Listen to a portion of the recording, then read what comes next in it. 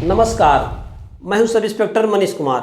दोस्तों, आज के वीडियो में आकाशीय बिजली कैसे पैदा होती है, बादलों में चमक गर्जना कैसे पैदा होती है, हम इसकी बात नहीं करेंगे। हम बात करेंगे आकाशीय बिजली से होने वाली दुर्घटनाओं से अपने को, अपने परिवार को, अपनी संपत्ति को, अपने दोस्तों को, अपने रिश्तेदारों को, अपने प्रियजनों को कैसे बचाएं। आकाशीय बिजली से हम सभी लोग परिचित हैं।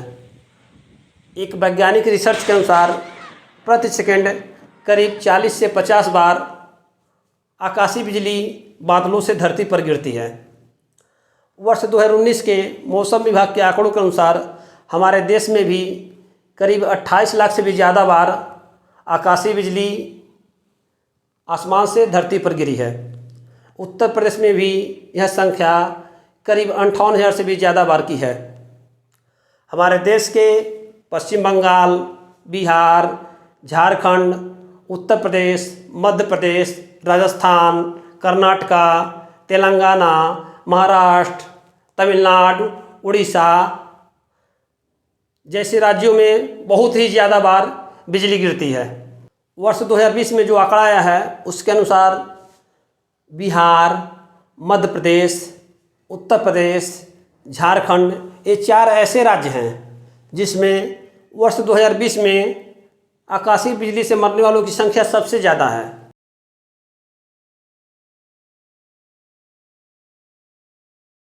आकाशीय बिजली की क्षमता बहुत ही ज़्यादा होती है। इसमें करीब 10 करोड़ वोल्ट के साथ 10,000 एम्पीयर का विद्युत करंट होता है। आप कल्पना कर लीजिए, अगर इतनी क्षमता का विद्युत करंट हमारे शरीर को छू जाए तो हमारी क्या दशा होगी। पिछले साल राजस्थान के जयपुर में आमेर किले पर कुछ लोग घूमने हुए गए थे। वहाँ पर एक वॉच टावर है जिस पर करीब 40 लोग मौजूद थे। मौसम बहुत ही सुहाना था। लोग सेल्फी का आनंद ले रहे थे, सुहाने मौसम का आनंद ले रहे थे। अचानक आकाश से आकाशीय बिजली गिरती है। इस घटना में 16 लोगों की मृत्यु हो जाती है। करीब 10 से ज़्यादा लोग गंभीर रूप से घायल हो जाते हैं। आकाशीय बिजली दुनिया के तमाम देशों में गिरती है, हमारे देश में भी गिरती है, लेकिन अंतर क्या होता है? अंतर होता है मरने वालों की संख्या में। अन्य देशों के मुकाबले हमारे देश में आकाशीय बिजली से मरने वालों की संख्या बहुत ही ज़्यादा है। ऐसा क्यों है? इसके पीछे क्या कारण है? सबसे पहला कारण हमारी लापरवाही है, हमारी अज्ञानता है, हमारी मूर्खता है। मूर्खता क्या है? जैसे कि आप साइकिल से जा रहे हो, मोटरसाइकिल से जा रहे हो, आप घर से बाहर हो, अचानक मौसम ख़राब हुआ, बादलों में गर्जना है, आपने क्या किया? बिजली के पोल के पास खड़े हो गए, वृक्ष के नीचे खड़े हो गए, जबकि आपके आसपास 300 मीटर के दायरे में, 400 मीटर के दायरे में पक्के मकान हैं जहाँ पर आपको कुछ समय के लिए आश्रय मिल सकता है। लेकिन आपने क्या किया? आपने कहा जो होगा देखा जाएगा, जो किस्मत में होगा वो होगा। अरे भैया, परमपिता परमेश्वर ने हम सभी को शतायु बनाया है। अब सबसे ज़रूरी बात, आकाशीय बिजली जिसको ठनका भी बोला जाता है, वज्रपात भी बोला जाता है, से बचाव के क्या उपाय हैं? हमारे देश में आकाशीय बिजली अप्रैल माह से शुरू होकर अक्टूबर माह तक गिरने की संभावना रहती है। ऐसे में इन दिनों जब भी घर से बाहर निकलें, मौसम को देख लें, खतरे का आकलन कर लें। अगर आकाश में बादल उमड़ रहे हैं, बारिश भी हो रही है, ज्वलंत और लगातार आंधी तूफान चल रहे हैं, बिजली चमक रही है, ऐसे समय घर से बाहर कदापि ना निकलें। अगर बहुत ही ज़्यादा इमरजेंसी है, इमरजेंसी मतलब किसी के जीवन को बचाने के लिए घर से बाहर निकलना पड़ा, तो हमको क्या करना चाहिए? दामिनी ऐप पर आकाशीय बिजली गिरने की सटीक जानकारी मिलती है, उसको हमको चेक कर लेना है। हमारे आसपास 20 किलोमीटर के दायरे में कहीं पर आकाशीय बिजली गिरने की चेतावनी तो नहीं है। हम दामिनी ऐप पर जो बिजली गिरने की सटीक जानकारी देता है, बिजली गिरने की चेतावनी को चेक कर लेंगे। उसके बाद अगर उसमें कोई चेतावनी नहीं है तो हम घर से बाहर निकल सकते हैं। लेकिन हमारे लिए सबसे अच्छा होगा हम मौसम को ठीक होने का थोड़ा इंतज़ार कर लें। जैसे बादलों में गर्जना समाप्त हो जाए, आधे घंटे का समय व्यतीत हो जाए, उसके बाद हम घर से निकल सकते हैं।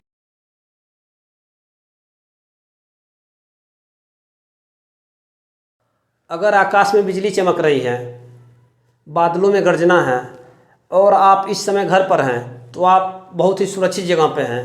अगर आपका घर पक्का मकान है तभी आप सुरक्षित हैं। पक्के मकान में भी आपको कुछ सावधानियां रखनी हैं। आपको छत पर नहीं जाना है, खिड़कियों के आसपास नहीं जाना है, टेलीफोन का उपयोग नहीं करना है।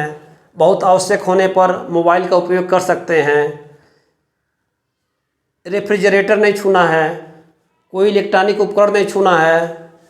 इलेक्ट्रॉनिक उपकरणों को जो अनावश्यक है उसको प्लग निकाल देना है। नहाने से बचना है। ये भी देख लेना कि घर के बच्चे घर के अंदर हैं कि नहीं हैं। आपको नंगे पैर नहीं रहना है।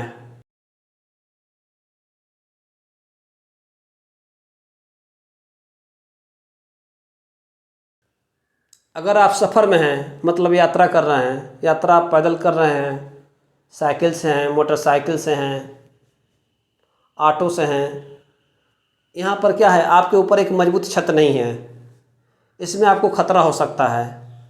जब बादलों में गर्जना हो, बिजली चमक रही है, ऐसे समय में छाते का उपयोग नहीं करना। किसी बस में सफ़र कर रहे हैं, ट्रेन में सफ़र कर रहे हैं, ऐसे में क्या करना है, आपको धातु से बनी हुई किसी भी वस्तु को नहीं छूना है।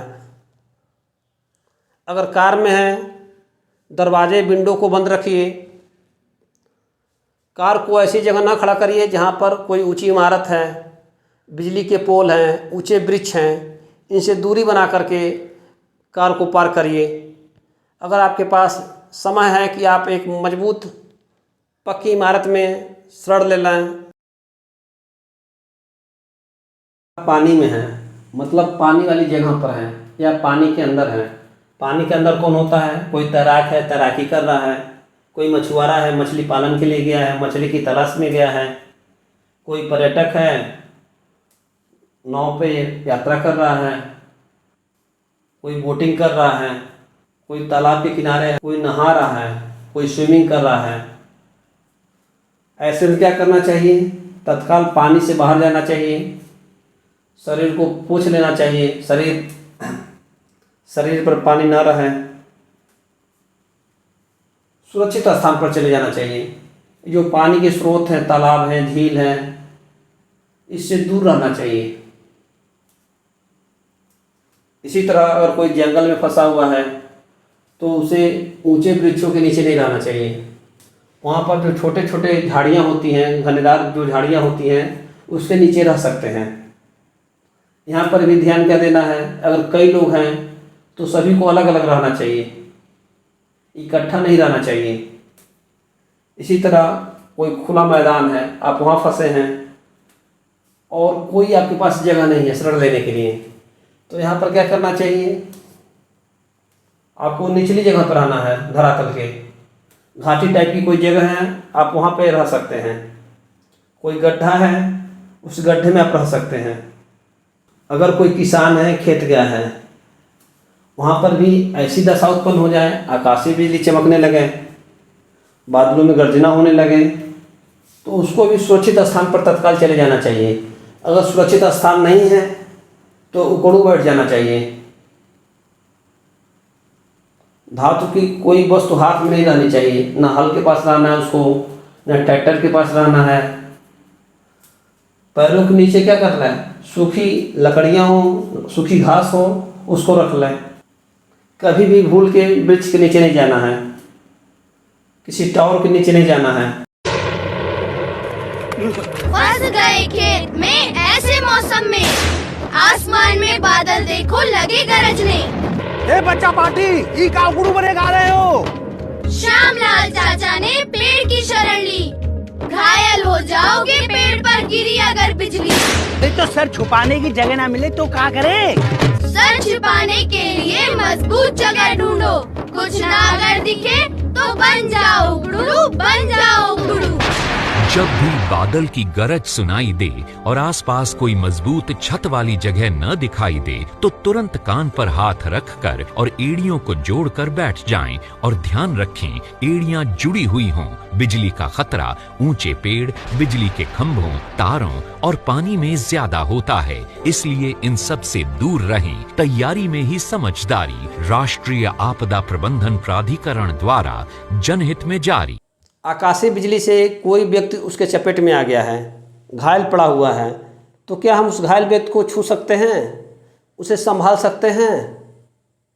क्या उसको छूने से, उसको तत्काल छू देने से हमको भी विद्युत करंट लग जाएगा? जी नहीं, आपको कोई विद्युत करंट नहीं लगने वाला है।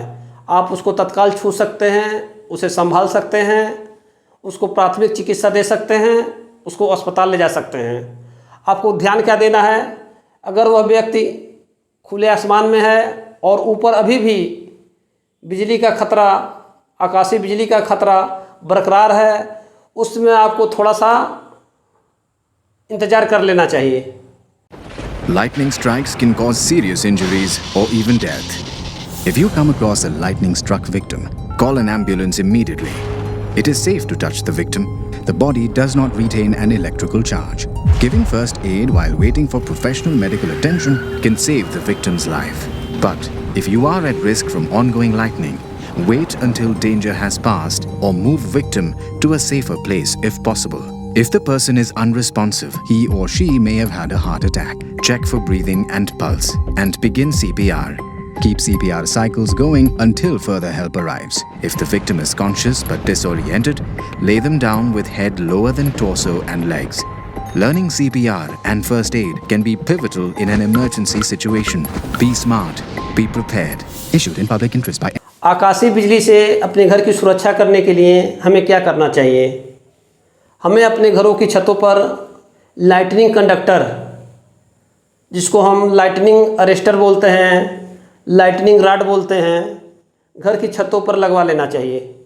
जब भी हमारे घर के ऊपर आकाशीय बिजली गिरेगी तो यह लाइटनिंग रॉड, लाइटनिंग कंडक्टर आकाशीय बिजली को तार के माध्यम से, जो तार उसमें जुड़ी रहती है, उसका दूसरा सिरा ज़मीन में अर्थिंग से जुड़ी रहती है, वह आकाशीय बिजली को ज़मीन में प्रवेश करा देती है, जिससे हमारे घर के उपकरण, हमारे घर की छत की सुरक्षा हो जाती है और हम स्वयं भी सुरक्षित रहते हैं। यह लाइटनिंग रॉड ऑनलाइन भी उपलब्ध है, मार्केट में भी उपलब्ध है। आप चाहे तो खरीद कर इसको अपने घर की छतों पर लगवा सकते हैं। आकाशीय बिजली के प्रति आज भी हम लोग बहुत ही लापरवाह हैं। हम लोग आकाशीय बिजली को बहुत ही हल्के में लेते हैं, लेकिन आकाशीय बिजली से एक क्षण में ही हमारा जीवन नष्ट हो सकता है। मुझे अच्छी तरह याद है, आज से ठीक 5 साल पहले जब मैं PTS Meerut police training school Meerut में सब इंस्पेक्टर पद की ट्रेनिंग कर रहा था। शाम का समय था। परेड करने के बाद हम सभी कैडेट PT ड्रेस में फालिन हुए थे। फिर ITI सर थे, उन्होंने हम सभी कैडेट को एक गोल घेरा बनाने को बोला। अब बीच में खड़े होकर ITI सर कोई लेसन, कोई टॉपिक पर हमें समझा रहे थे। इसी समय अचानक मौसम बदला। कुछ ही समय में बादलों में थोड़ी बहुत गर्जना होने लगी, बिजली की चमकने लगी। ऐसे में क्या हुआ कि जब बिजली चमकी तो मैं डर गया। मैंने तत्काल ITI सर से रिक्वेस्ट किया, सर बिजली चमक रही है। अब मैं अपनी पूरी बात नहीं कह सकता था वहाँ पे, मेरा इतना बोलना ही था कि उन्होंने मुझे डांटा, मनीष चुप रहो, बहुत ही ज़्यादा बोलते हो, चुप हो जाओ बिल्कुल। अब मुझे तो सन्नाटा मार गया। लेकिन अफसोस की बात क्या थी, मेरे साथ 40 से 50 कैडेट और भी थे जिन्होंने BSc की पढ़ाई की थी। उनमें से कुछ इंजीनियर भी थे जो BTech की पढ़ाई किए थे। कुछ लोग सेंट्रल पुलिस से आए थे, उन्होंने वहाँ पर आपदा प्रबंधन की भी ट्रेनिंग ले रखी थी। लेकिन किसी ने भी मेरा साथ नहीं दिया, मेरा समर्थन नहीं किया कि सर एक कैडेट सही कह रहा है, बिजली चमक रही है, हमको सुरक्षित स्थान पर चले जाना चाहिए। तभी कुछ समय बाद हल्की सी बारिश शुरू हुई। बारिश का बहाना मिलते ही मैं तत्काल वहाँ से दौड़ गया और ग्राउंड के पास एक स्टोर होता है, स्टोर रूम। ये पक्का मकान होता है, उस स्टोर रूम के पास मैं चला गया और वहीं पर मैंने बाकी समय बिताया। दोस्तों, कितना भी महत्वपूर्ण पाठ क्यों ना हो, कितना भी महत्वपूर्ण टॉपिक क्यों ना चल रहा हो, कोई भी पाठ, कोई भी टॉपिक हमारे जीवन से ज़्यादा महत्वपूर्ण नहीं हो सकती। हम उस टॉपिक पर अगले दिन पढ़ाई कर सकते हैं, सुरक्षित जगह पर जाकर पढ़ाई कर सकते थे। हम संडे को उस क्लास को मैनेज कर सकते हैं, और भी अवकाश के दिन आते हैं, हम उस डेट पर उस चीज़ को कर सकते हैं।